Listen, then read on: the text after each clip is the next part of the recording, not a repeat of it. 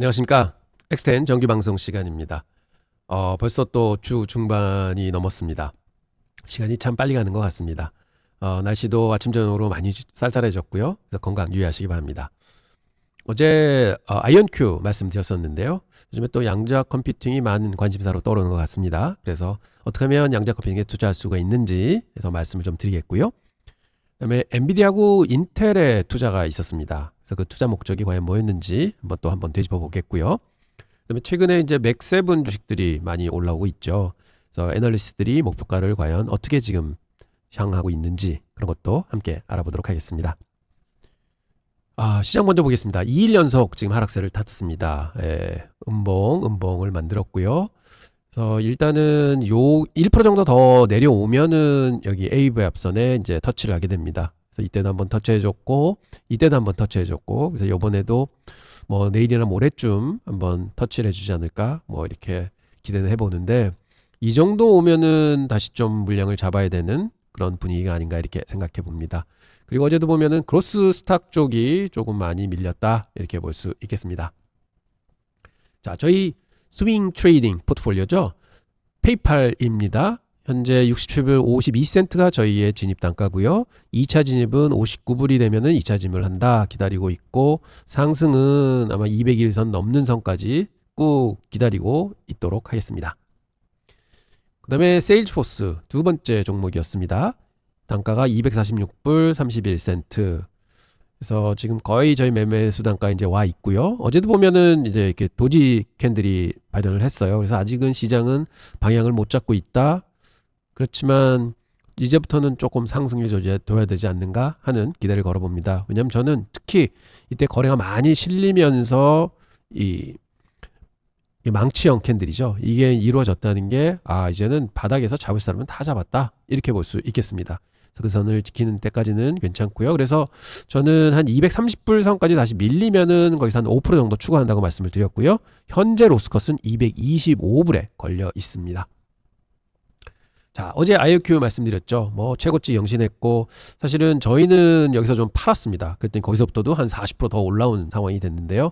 와, 진짜 큰 폭의 상승을 보여준 역시 IOQ다 할 수 있는데, 그래서 많은 분들이 이제 저거는 좀 늦은 것 같고 양자 컴퓨팅 이게 뭐지? 투자해야 되나? 하는 궁금증을 가지고 계실 텐데, 그럼 거기에 대해서 간략하게 설명드리고 그럼 어떻게 투자할 수가 있습니다 하는 투자 전략 말씀드리도록 하겠습니다.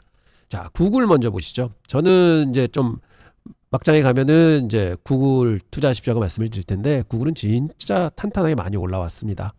그리고 모든 이제 그 악재가 좀 풀리는 상황이라서 더 날개를 다고 올라왔고, 조금은 여기서 쉬어가는데요. 보면은 이 구름대 맞고 또 올라왔고, 구름대 근접했다 올라왔고, 구름대 근접했다 올라왔습니다. 그래서 요번엔 만약 좀 떨어져서 한 235불선 가까이 오면은 분명히 다시 담아줘야 되지 않는가 이렇게 보고 있습니다. 자, 오늘은 공상과학 영화에서나 나올 법한 얘기 한번 해보겠습니다. 하지만 이미 현실이 되어가고 있는 구글의 양자혁명에 대해서 말씀드릴 텐데요. 단순히 신기한 기술을 소개하는 게 아닙니다. 이 차세대 게임 체인저를 통해서 미래에 투자하는 가장 현명한 방법은 무엇일지 한번 찾아보도록 하겠습니다. 우리 투자자들은 어떻게 접근해야 할지도 한번 속 시원하게 풀어보도록 하겠습니다. 영상 끝까지 봐주시기 바랍니다. 자, 본격적인 이야기에 앞서 상상 하나만 해보겠습니다. 만약 우리가 쓰는 컴퓨터가 단순히 전기가 통하는 켜짐 그리고 꺼짐 상태입니다. 요즘 이제 컴퓨터를 잘 모르시는 분도 다 컴퓨터는 0과 1로 뭐 얘기를 해야 하는 건 이제 다 들어보셔서 아실 거예요. 켜짐 1, 꺼짐 0. 이 단순한 두 가지 한계를 넘어설 수 있다면 세상이 어떻게 바뀔까요? 이 기발한 질문이 바로 인류의 미래를 바꿀 양자 컴퓨팅의 시작점이었습니다. 현존 컴퓨터는 비트라는 정보 단위를 씁니다. 이건 아주 간단하죠. 0 아니면 1입니다. 마치 방에 불이 켜져 있거나 불이 꺼져 있거나 스위치와 똑같습니다. 하지만 양자 컴퓨팅은 큐빗이라는 완전히 새로운 단위를 사용합니다. 큐비트는 0과 1의 상태를 동시에 가지고 있다고 하는데요. 뭐 저도 이해는 잘 안 가지만 뭐 그런 게 있답니다. 그래서 공중에서 빙글빙글 도는 동전처럼 앞뒤가 아직 정해져 있지 않는 거죠. 모든 가능성을 품고 있는 뭐 단위다 이렇게 볼 수 있겠는데, 바로 이 특징 때문에 큐비트 단 하나가 기존 비트와는 비교도 안 될 만큼 어마어마한 양의 정보를 동시에 처리할 수 있다고 합니다. 저도 이제 그렇게 좀 외우고 있습니다. 구글은 이번에서 가장 압도적인 로드맵을 가지고 있고 리드로 성장해 왔습니다. 2019년에 시카모 칩이라는 걸 이제 만들었어요. 그래서 당시 최고의 슈퍼컴퓨터가 10,000년 걸릴 계산을 단 200초에 해치웁니다. 그러면서 양자의 우월성을 세상에 널리 이제 알리게 됐죠. 하지만 구글은 여기서 멈추지 않았습니다. 2020년부터 3년간 양자 컴퓨팅에서 가장 큰 숙제였습니다. 오류. 너무 이제 오류가 많대요. 불안정한 상태에 있으면은 오류가 나는데 그런 오류 수정 문제를 집중해서 그리고 지금 바로 윌로우라는 새로운 칩을 만들었습니다. 그 결실을 본 거죠. 오류를 획기적으로 줄인 오래 지속되는 논리적 큐비트를 세계 최초로 구현한 것입니다. 이건 정말 양자 컴퓨팅의 사용화를 향한 거대한 이정표를 세웠다고 할 수 있겠습니다. 그럼 이런 공상과학 같은 칩은 대체 어떻게 만드는 걸까요? 정답은 바로 차갑고 어둡고 조용한 이 세 단어에 있습니다. 상상할 수 있는 가장 극한의 환경을 인공적으로 만들어줘야만 이 양자칩은 비로소 작동을 합니다. 이 미래기술의 심장부는 캘리포니아에 있는 구글 산타바바라 퀀텀 AI 센터입니다. 여기서 가장 중요한 작업은 이 칩을 우주에서 가장 차가운 온도, 즉 절대온도 0K라고 그러죠. 켈빈 온도인데 영하 이게 273도랍니다. 그렇게 해서 얼려버리는 거죠. 왜냐하면 큐비트는 너무나도 예민해서 아주 작은 열이나 진동 같은 외부 간섭만 있어도 오류를 일으킨다고 합니다. 이렇게 극한으로 냉각시켜야만 모든 방해를 원천 차단하고 큐비트가 안정적인 양자 상태를 유지할 수 있게 되는 것이죠. 그러니까 큰 냉장고에 넣어놓는 것입니다. 자, 그럼 가장 중요한 투자 이야기로 이제 넘어가 보겠습니다.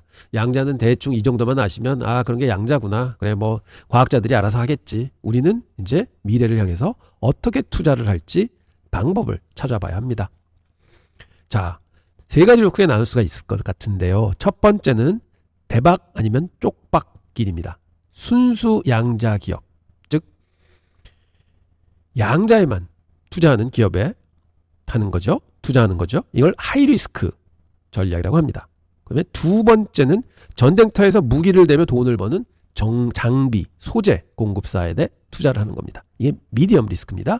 그리고 세 번째는 가장 안전하게 강을 건너는 방법, 다각화된 대기업에 투자하는 로우 리스크 전략이 있습니다. 하나씩 알아보도록 하겠습니다. 자, 순수 양자 기업입니다. 이거는 여러분들이 잘 아시는 어제 말씀드렸던 아이온큐, 리게티 종목들 많이 아시죠? 그것처럼 오직 양자 컴퓨팅 하나의 모든 것을 건 회사에 직접 투자하는 방법이죠. 기술 개발에 성공한다면 정말 수십 배, 수백 배의 수익을 얻을 수도 있지만 실패의 위험 또한 매우 높은 전형적인 하이리스크, 하이리턴 전략입니다. 확률도 높지 않을 수 있습니다. 두 번째 방법은 좀 더 영리한 접근이죠. 19세기 골드러시 때요. 진짜 돈을 번 사람들은 광부들에게 청바지와 곡괭이를 팔던 사람이었습니다. 이와 마찬가지로 어플라이드 머터리얼즈 같은 어떤 양자 회사가 최종 승자가 되든 상관없이 칩을 만드는 데 꼭 필요한 장비나 소재를 공급하는 회사에 투자해서 안정적으로 성장하는 전략입니다. 확률도 방법 1보다는 훨씬 높겠죠.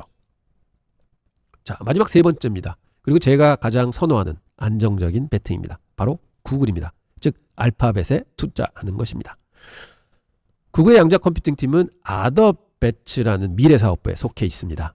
이 사업부가 아직 돈을 못 벌고 있어요. 연간 한 100억 달러 정도 손실을 보고 있는데 우리 돈으로 한 13조, 14조 원 넘는 돈을 그냥 계속 개발비로 쓰고 있습니다. 하지만 이게 왜 장점이냐면 구글의 광고나 클라우드 같은 다른 핵심 사업에서 벌어진 돈들이 굉장히 많잖아요. 그래서 이 정도면 이런 정도 베팅하는 거는 충분히 감당 가능한 거죠. 즉, 이 미래 기술 개발이 실패하더라도 회사 전체가 흔들리지는 않는다는 것입니다. 이것이 바로 가장 안정적으로 양자 혁명에 동참할 수 있는 방법이라고 말씀드리겠습니다. 하지만 여러분, 여기서 정말 중요한 사실을 반드시 짚고 넘어가야 합니다. 오늘 말씀드린 모든 것은 먼 미래를 내다보는 장기 투자입니다.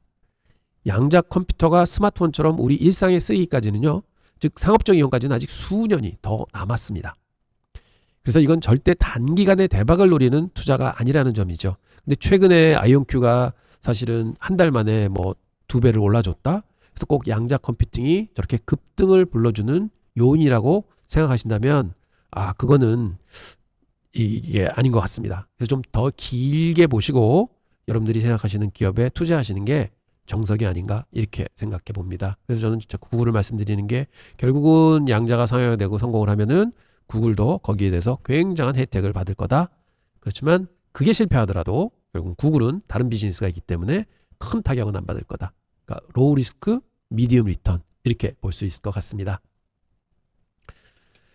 오늘 정말 흥미로운 여정을 함께 하셨는데요. 여러분 어떻게 생각하시나요? 이 양자 컴퓨팅 기술은 과연 세상을 뒤바꿀 차세대 기술 혁명이라고 생각하시나요? 아니면 역사에 기록될 가장 비싼 과학 실험으로 끝나게 된다고 생각하시나요? 저는 세상을 바꿀 차세대 기술 혁명이라고 생각을 합니다. 즉 지금 AI 혁명을 좀 더 크게 그 다음에 빠르게 지원해줄 양자 컴퓨팅은 세상에 꼭 나올 거다 이렇게 생각하고 있습니다. 그래서 저도 양자 컴퓨팅에서는 대해서는 굉장히 관심이 많다 이렇게 말씀드리겠습니다. 자, 엔비디아입니다. 엔비디아가 요즘에 뭐 여기저기 투자를 하고 그래서 주가가 좀 이제 올라가는 듯 하더니 조금 두들겨 맞고 쉬고 있습니다. 그래서 여기 에이브 합선에 딱 걸려 있는데요. 이 정도면은 지금 엔비디아를 안 사셨던 분들은 뭐 조금은 진입하셔도 되는 시점. 그래서 더 빠져내려온다. 그럼 이 정도는 지지선은 이제 받쳐줄 것 같아요. 그럼 거기서 또 재차 매수하시는 거. 그래서 저도 엔비디아를 좀 줄였습니다. 그래서 이제 서서히 지금 포지션을 좀 늘리려고 계획하고 있습니다. 그런데 저번 주에 발표가 하나 있었죠. 인텔에 50억 달러 투자를 했습니다. 그래서 이게 뭐 난리가 났었죠. 인텔 주가 그날 22%를 폭등했거든요. 9월 18일이었습니다. 이게 뭐 십수년 만에 처음 하루 만에 인텔이 급등한 최고 이제 퍼센테이지다 이렇게 발표가 나왔었는데요. 결국은 AI 칩에 제왕하고 CPU 황제가 이제 착 만든 거죠.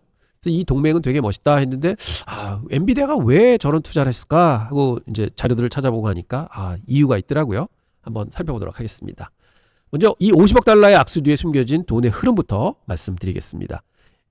엔비디아 쪽은 굉장히 간단합니다. 지금 현금이 엄청 많거든요. 그럼 현금 50억 달러를 인텔이라는 미래를 위한 전략적으로 이제 투자를 한 거죠. 돈을 줬습니다, 인텔에. 그러면 인텔의 돈을 받은 입장은요, 완전히 상황이 달랐습니다. 이 50억 달러는요, 단순한 투자가 아닙니다. 말 그대로 생명줄이었습니다. 지난 5년간 계속된 시장 점유율의 하락, 인텔이 어려웠습니다. 경쟁 열세, 그래서 무려 300억 달러의 빚을 지고 있었습니다. 극심한 재무 압박에도 시달리고 있었죠. 그래서 트럼프가 인텔을 살려주겠다 해서 막 10%도 투자하고 이러지 않습니까? 그렇죠. 이 50억 달러라는 현금은요, 회사를 살리는 마지막 기회였을지도 모릅니다. 진짜 이것 때문에 기사회생 한 거죠. 자, 그렇다면 이 거래는 어떻게 인텔에게 생명줄이자 기회가 될 수 있을까요? 그 기술적 핵심에는 바로 엔비디아의 엔비링크 기술이 있습니다. 이건 단순한 연결 기술이 아니라요, 인텔의 CPU하고 엔비디아의 GPU를요 마치 하나의 칩처럼 꽉 하고 묶어주는 거죠. 그야말로 초고속 데이터 고속도로이죠. 지금 현재는 엔비디아는 그래픽 카드를 꽂아야지 엔비디아의 GPU를 쓸 수 있습니다. 근데 차후는 이제 인텔 CPU에 그 엔비디아의 GPU가 같이 융합이 되는 거죠. 뭐로? 엔비링크로. 그래서 이 결합을 통해서 인텔은 자사 프로세스 기술에 엔비디아의 막강한 그래픽 기술을 더하게 된다. 그래서 이런 것들이 이제 새로운 제품으로 나오고 그러면 인텔은 이제 살아날 수 있다는 거죠. 자, 그러면 엔비디아는 뭘 노리고 있는 걸까요? 참 놀랐습니다. 엔비디아의 전략이. 바로 이 숫자 1억 5천만 대입니다. 이거는 매년 엔비디아의 GPU 없이 팔려나가던, 즉 엔비디아가 접근조차 할 수 없었던 PC와 노트북 시장 규모입니다. 엔비디아는 그래픽 카드만 팔았었잖아요. 근데 CPU에는 접근을 못했었습니다. 그게 1억 5천만 대의 PC가 팔려나가는데 바로 인텔과 AMD가 장악하고 있는 시장이죠. 그게 내장 그래픽 카드입니다. 엔비디아가 이곳에 그야말로 미개척 시장에 이제 발을 들이게 된 겁니다. 엔비디아의 목표는 자신의 기존 시장을 지키는 것을 넘어서 연간 매출 300억 달러 규모의 이 거대한 시장의 심장부로 인텔과 함께 들어가는 것이죠. 그래서 엔비디아 최종 전략은 명확한 4단계의 로드맵을 가졌습니다. 자, 첫 번째는 파트너십을 체결하죠. 인텔과 이제 파트너십을 체결을 하고, 두 번째는 엔비링크 기술을 써가지고 더 많은 시스템에 이제 탑재하게 됩니다. 그 세 번째는 미개척 거대 시장, 즉 PC 내장 그래픽 시장을 접근을 하죠. 그렇게 되면 당연히 새로운 수익원이 창출이 되고 수익 증대가 됩니다. 그럼 완전히 이제 안전적으로 또 수입이 증대가 되는 것이죠. 그래서 보면 엔비디아가 대단한 전략적인 투자를 한 거구나. 저는 이렇게 볼 수 있을 것 같습니다. 그래서 물론 엔비디아가 캐시가 많기는 하지만 그 캐시를 이런 식으로 효율적으로 자꾸 쓰고 그다음에 회사의 기술을 더 확장을 시키고 회사의 수입을 더 확장시킨다. 그러면 주가는 올라갈 수밖에 없는 것입니다. 그래서 제가 볼 땐 지금도 엔비디아는 빠질 때마다 사야 되는 종목이 아닌가 이렇게 생각합니다. 엔비디아 말씀드렸습니다. 자, 이제 맥세븐의 목표가 좀 보겠습니다. 연초 대비해서 맥세븐 종목들이요. 이제 대부분 다 올라왔는데 아마존하고 애플이 가장 못 올랐고요. 그다음에 테슬라가 이제 마이너스에 있다 이제 9%까지는 올라왔습니다. 그리고 그다음에 지수가 있고 맨 1등이 엔비디아, 구글, 메타가 30%대 올라 있고 마이크로소프트가 21% 올라 있습니다. 그럼 요 순서대로 한번 저희가 애널리스트들이 어떻게 측정을 하고 있는지 바라보도록 하겠습니다. 첫 번째가 엔비디아입니다. 엔비디아는 뭐냐면 지난 3년 내내 애널리스트가 계속해서 타겟 프라이스를 올렸고요. 그거에 발을 맞춰서 좀 뒤지기는 하지만 항상 주가가 그 선을 쫓아왔습니다. 이렇게 괴리가 많이 났을 때가 사실은 살 타이밍이다 볼 수 있겠죠. 그래서 지금도 괴리가 많이 났다가 한 번에 쭉 따라잡았고요. 지금도 이제 괴리가 많이 나 있는 상황입니다. 그래서 예전 거를 학습한다고 치면은 이렇게 괴리가 나면 이 선을 따라잡아야 되는 게 엔비디아의 생태입니다. 그래서 엔비디아는 지금은 좀 쉬고 있는 상태다. 그래서 여기서 분명한 거는 지금 타겟 프라이스가 계속 올라오고 있잖아요. 212불입니다. 212불은 가겠구나 하고 당연히 생각하고 투자하셔야 될 것 같습니다. 그리고 최근에 레이팅이 계속 올라오고 있습니다. 그래서 프로들은 되게 엔비디아를 계속해서 좋게 보고 있다. 이렇게 볼 수 있겠고요. 그 다음에 구글입니다. 근데 구글은 재밌는 게요. 한 번도 애널리스트들의 타겟 프라이스를 제대로 만져본 적이 없어요. 계속 뒤따라왔습니다. 근데 최근에 와서 훌쩍 뛰어넘었습니다. 그리고 최대치가 300불까지 올라갑니다. 그래서 와, 구글을 되게 좋게 보는구나. 그래서 저는 이러한 것들이 구글에 눌렸던 그런 이제 규제적인 요소가 좀 해소가 됐잖아요. 그리고 플러스 방금 전에 말씀드렸던 이제 양자 컴퓨팅까지 더해지면서 애널리스트들이 이제 목표치를 올리고 있지만 지금 주가는 더 빠른 속도로 올랐다. 그러니까 난생 처음 애널리스트의 예상을 앞서고 있는 겁니다. 그래서 지금 좀 과열이 아닌가 저는 이렇게도 생각해 봅니다. 그래서 구글 투자하시는 분들은 좀 이런 거 참고하셨으면 좋겠습니다. 근데 애널리스트들의 생각은 다시 좋은 쪽으로 계속 돌고 있다. 이게 레이팅도 계속해서 올라오고 있다. 그래서 아주 좋은 그림입니다. 메타 보시겠습니다. 메타도 보면 계속 애널리스트가 목표치를 상향했고 그럼 거의 거기에 근접해서 왔습니다. 좀 떨어진 적이 없죠. 다른 것들은 좀 많이 괴리가 있었는데 요때 빼고는 없습니다. 그래서 지금 조금 더 앞으로 갔거든요. 괴리가 생기기 시작합니다. 그럼 메타도 과거 경험 보면은 거의 멀리 떨어지진 않습니다. 그래서 이게 좀 떨어진다. 그럼 이게 좀 더 올라간다 하면은 866불까지 가겠네. 그래서 메타도 좀 기고 있을 때 잡아두시면은 결국은 이 선을 따라서 올라가지 않겠는가? 저는 이렇게 보고 있습니다. 레이팅은 계속 탑 레이팅입니다. 메타는. 그리고 1000불까지 최고치가 올라가 있습니다. 와, 대단합니다. 마이크로소프트입니다. 마이크로소프트도 보시면은요, 이게 그 최고치를 넘어간 적이 없고 한 번 터치하고 그 다음엔 터치한 적이 한 번도 없습니다. 프라이스 타겟을. 근데 프라이스 타겟이 요번에 굉장히 많이 올라와 있습니다. 615불에 있고요. 지금 510불이 현재 가격입니다. 그럼 20% 더 높은 가격이 있거든요. 그래서 결국은 얘는 여기는 쫓아가겠지만 여기는 터치는 못할 거라고 생각하면 이 정도 괴리는 좀 놨었잖아요, 항상. 그럼 대충 많이 올라가 봤자 한 580불 정도 되겠다 하고 생각해 볼 수 있을 것 같습니다. 근데 레이팅은 뭐 지금 사상 최고치를 치고 있습니다. 테슬라입니다. 테슬라는 그동안은 애널리스트들이 좀 무시했던 종목이죠. 왜냐하면 성장주가 아니라 자동차주로 간주하고 있었는데 전기차도 캐즘이 있어서 좀 안 좋고, 근데 이제는 서서히 그 비전이 좀 바뀌는 것 같습니다. 그래서 최고치 쳤다가 내려왔다가 지금 다시 애널리스트의 타겟이 올라오고 있고 주가는 굉장히 앞서가고 있습니다. 이때 트럼프 대통령 되고 날아갔던 때하고 비슷하게 올라와 있죠. 그래서 결국은 지금은 약간 오버프라이스 된 상황이다 이렇게 보고 있고요. 그런데 여기서 뭔가 이제 폭발해주면 로보택시건이나 자율주행건이나 뭐가 이제 폭발해주면 사실은 여기서 더 갈 수 있다 하는데 548불의 최고치가 있어요. 그래서 저는 사실 애널리스트들의 타겟 프라이스가 좀 더 올라와 줘야지 더 올라간다. 지금은 혼자 단독적으로 가기는 굉장히 어렵다. 저는 이렇게 보고 있습니다. 여러분들의 생각은 어떠신가요? 자, 애플입니다. 애플은 참 재미없는 주식입니다. 왕년에 애플이었지 지금도 보면 허들쩍 겨우 애널리스트들이 예상하는 가격에 어렵게 쫓아오고 있습니다. 근데 요번에 한번 쫙 하고 더 이제 올라갔습니다. 그래서 저도 옛날 경험치를 보면 이제 애플은 거의 다 오지 않았나? 조금 이제 또 쉬어야 되겠다. 이런 생각이 좀 듭니다. 그래서 프라이스 타겟은 240불, 지금 현재 주가는 252불. 한 4% 정도 애널리스트의 생각보다 앞서가 있다. 그렇지만 금년도 보면은 애플이 뭐 거의 1%대 수익률이거든요. 그래서 좀 더 올라가줬으면 좋겠지만 애널리스트의 생각은 그렇지 않다. 이렇게 보겠습니다. 그래서 그 아이폰 17이 어떤 큰 성과를 내느냐 하는 게 애널리스트의 의견이 바뀌거나 혹은 주가가 더 오르거나 그런 데 영향을 미칠 것 같습니다. 아마존입니다. 마지막인데요. 아마존 보면은요. 지금도 가장 맥세븐 중에서는 수익이 안 나고 있는 종목인데 보면 애널리스트의 기대치를 한 번도 터치한 적이 없습니다. 지난 3년 동안. 그래서 아마존은 아무래도 프로들이 생각하는 것보다 일반 대중들이 별로 그렇게 좋게는 생각 안 하는 것 같다. 그렇게 저는 생각이 듭니다. 그래서 참 맥세븐 종목 중에서는 가장 좀 재미없고 소외된 종목이 아닌가 뭐 이렇게 생각해 봅니다.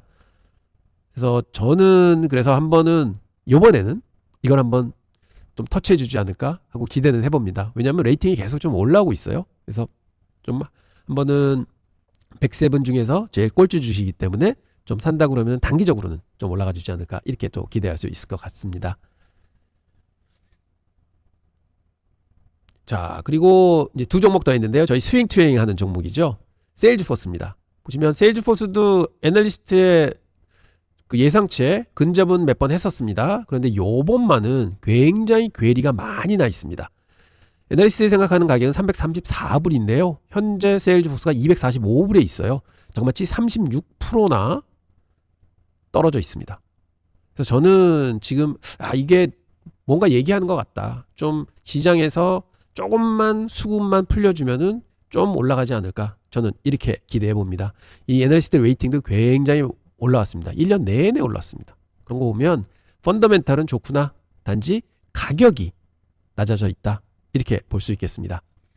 페이팔입니다. 페이팔은 약간 잊혀진 주식이죠. 왕년의 황제주입니다. 근데 지금 프라이스 타겟은 82불이고요. 페이팔 현재 67불 선에 있습니다. 한 21%의 갭이 나 있는데 저는 이 갭을 한번 이때처럼 이렇게 좁혀줬으면 하는 기대를 가지고 있는데 근데 레이팅도 별로 안 좋고요. 애널리스트도 점점 인내를 좀 잃어가는 듯한 그래서 좀 소외되는 듯한 하지만 항상 이런 주식들이 한번 깜짝 쇼를 할 때가 있습니다. 그래서 저는 지금 스윙 트레이딩으로 그런 깜짝 쇼를 기다리고 있다. 이렇게 말씀드리겠습니다. 자, 이렇게 맥세븐 종목하고 저희가 스윙 트레이딩 하는 두 종목 확인해 봤습니다.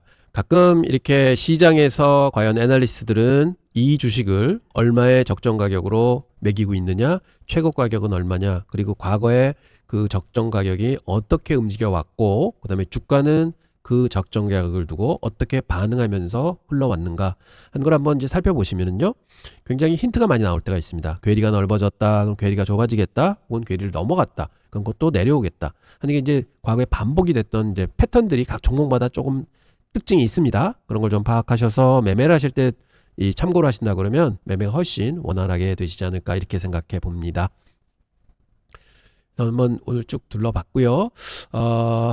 여러분들 뭐 궁금하신 점이나 계시면은 계속 말씀드리지만 뭐 댓글도 좋지만 댓글에 좀 쓰기가 좀 그렇다 하신 점들이 있으면 inbexgpt@gmail.com 여기에 이메일이 있습니다. 그래서 편하게 이메일 보내주시면 언제든지 제가 답장 드리도록 하겠습니다. 오늘도 노고 많으셨고요. 내일은 더 좋은 영상 가지고 여러분 찾아뵙도록 하겠습니다. 감사합니다.